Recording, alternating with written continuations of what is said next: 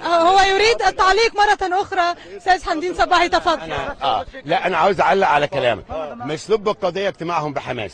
أنا بقول لك بوضوح، حماس من فلسطين.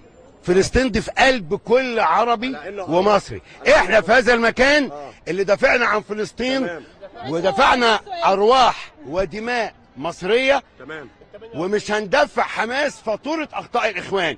احنا ضد حكم الاخوان في مصر لانه اي حماس. مع احترامي يا استاذ حمدين، ده الامن اللي بقوله لك، واحنا محافظين على القضيه الفلسطينيه، ولكن الامن القومي المصري فوق اي فصيل سياسي. اتفضل يا فندم. الامن القومي المصري والمواطن المصري، الامن القومي المصري يجي بانك تواجه استبداد الاخوان، مش تشتم حماس.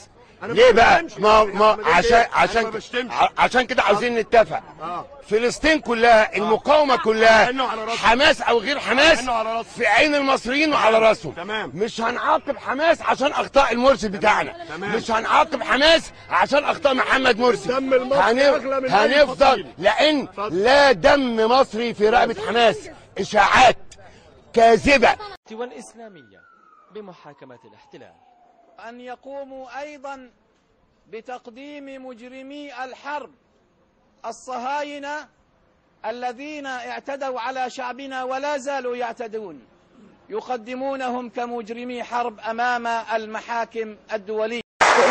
يعني ايه؟ لكن لا هتسمح، يعني ايه ينشروا مذهب الشيعة؟ هتسمح الإيرانية أن تأتي إلى وتسمح وفي نشر معهم نشر في المذهب الشيعي؟ طبعا هسمح. أنا عاوز شيعة يجي يتنشروا في مصر، طبعا سأرحب بفكرة نشر التشيع. مش هتخاف على الأمن القومي المصري مما يقال عن الدور الإيراني في المنطقة؟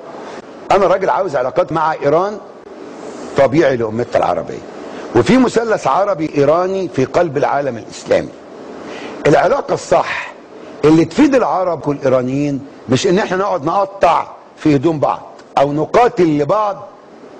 لم تكن مصر في يوم من الأيام تدخل في عراك مع إيران. إذن ستستعيد العلاقة أكيد سأستعيد وأدعم علاقات عربية إيرانية، حتى لو ضايق ذلك دول الخليج. أكف في يد أي تدخل الخليج العربي، لأن علاقات تقوم على تعاون إيراني